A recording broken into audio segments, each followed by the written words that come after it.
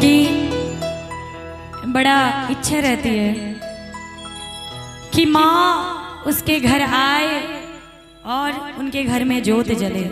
ये भजन मेरा बड़ा ही पसंद भजन है और मैं सच में चाहती हूँ कि माँ आपका आया हुआ हमारे घर पे 7 साल हो गया है।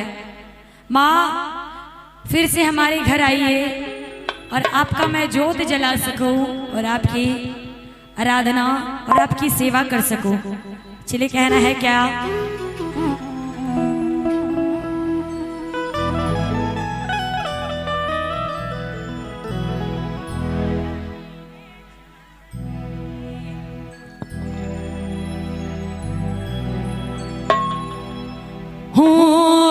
मैया लाली रे चंदनी या टंगाईब हवाना कराईब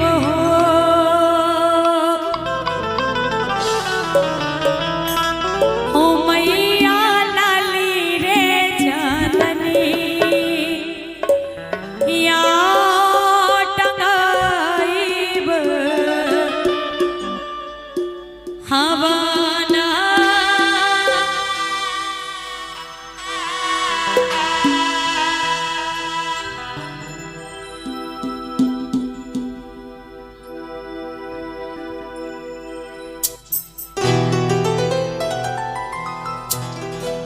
हो मैया लाली रे चंदनी